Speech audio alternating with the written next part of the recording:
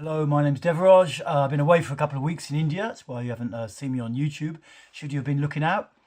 And I'm back today just to continue with some of these talks about social psychology, pop psychology, that kind of thing. Basically, useful psychology as I see it.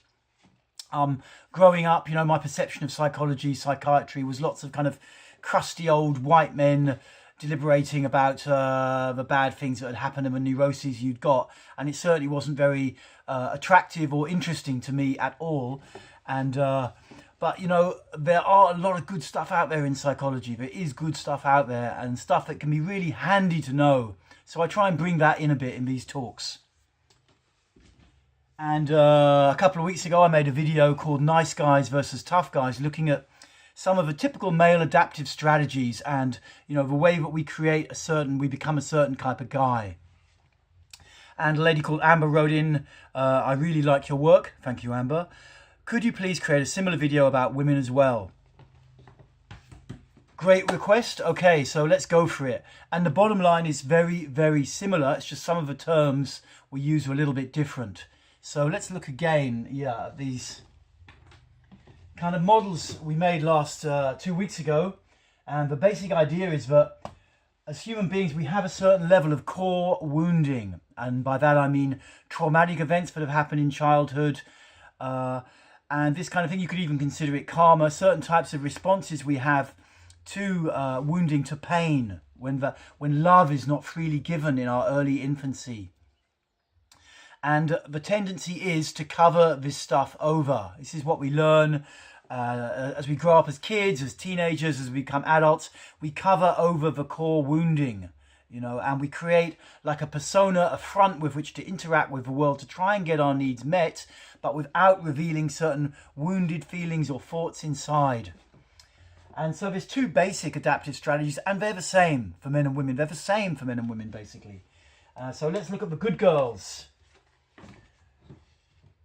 Okay, these ladies tend to want to say yes to situations. They tend to easily say yes, the good girls.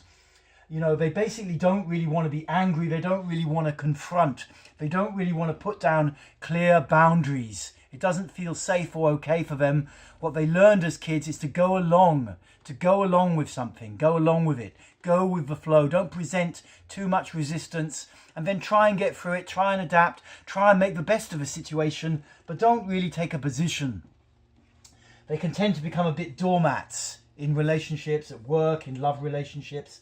People can dump on them. Bullies will seek out these kind of guys and these kind of ladies and, give them shit, give them a hard time. And quite possibly these women will somewhere in their psychological makeup internalize that that's just what they deserve because they're bad or whatever. That's bullshit, but that's how the mind can work. These are the good girls. So the bottom line is they don't really want to confront. They go with the flow. They tend to say yes. And then over here we have the bad girls. And these ladies, they want to be more in control. Again, they've got this core wounding inside, this pain. It's the same. It's the same for pretty much everyone. And they're happy to be a bit angry. What they don't want to feel is vulnerability, and they don't want to feel the wounds at all. So they're happy to radiate a bit of, control, a bit of attitude, and really keep people at a bit of distance. This is who I am. Don't mess around with me. They like to be in control. They like to be a bit dominating.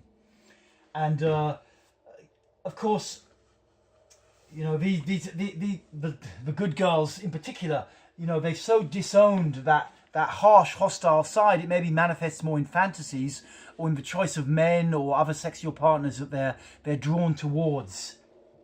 And, there's a basic level of interaction that occurs here.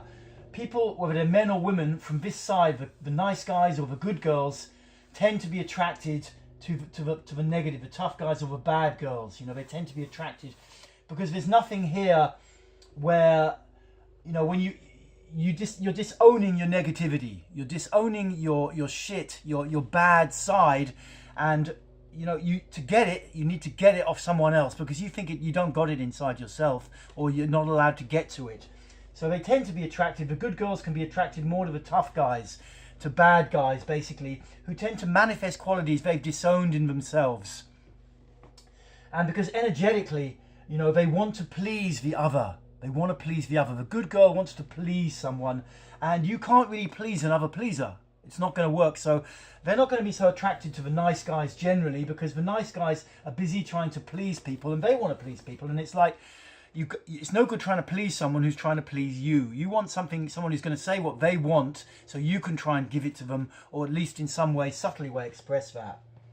And then when we look at the bad girls, you know, again, the pattern of attraction in friendships and relationships is more towards people caught up in the nice guy side, because they may manifest some vulnerability. They may allow this person to be more in the vulnerability, or to allow them to make it feel safe for them to feel that they can take the armor off, because it's very draining, you know, wearing this fixed, heavy personality.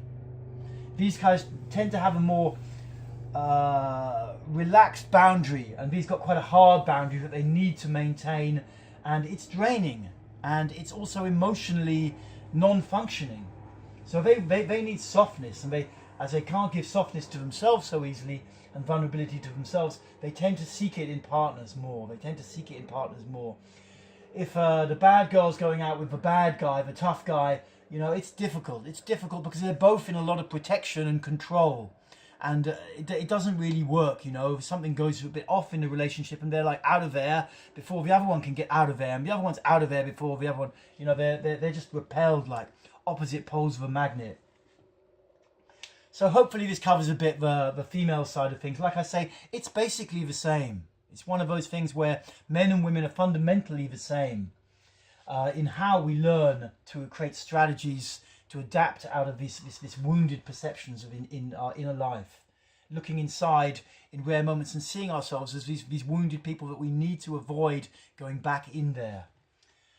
And the crazy thing is, of course, about creating a persona and this kind of thing is actually the freedom and the authenticity, you know, the person you really are comes when you start to get beyond these barriers and go into these wounds. So that for these guys, they can allow anger for a start. They can put up a sense of boundaries. They can say no to something they don't want.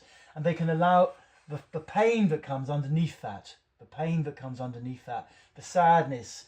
The times when they didn't get loved as a child, and those feelings, that wounded feeling is held inside. When it can be expressed, when it can be seen by others, when they can receive hugs and healing, then it starts to move. And it's the same for these guys. They're happy to radiate a bit of anger, but often they won't go full on into anger because they know that pulls you into the woundedness. They rather have a bit of a front, controlling front. So the solution is the same. It's to overcome this need, to progressively overcome the need to create a front in which to operate on the world, or at least have some environment where you can take the front down, therapy workshops or whatever, where you can start to take the front down. Allow the anger to be more extreme, really put the anger out. With an angry person who's radiating a bit of anger, if they can be made to really express the anger, like full-on rage, right in it, it moves, it shifts, it's no longer static, it's not held anymore. And they can go in straight away, they'll go into the sadness. And they just need to feel safe. That they're not going to be judged or treated harshly, possibly the way they themselves have treated other weak people or people they've perceived as weak. So good girls, bad girls, nice guys, tough guys, they can all move forward, they can all, you know, get better, but it takes some awareness and it takes some commitment and some desire to change, and also maybe to seek out a therapy group or something where these kind of things are dealt with and where you can go into the feelings. The bottom line is feeling a lot more. It's stepping up on a feeling level. Okay, so hopefully that's looked at the good girls, bad girls things. I'll be back soon with some more workshop introductions, some stuff I've got coming up, and some more stuff about bioenergetics and therapy, more practical things as well. Okay, thanks for listening. Bye for now.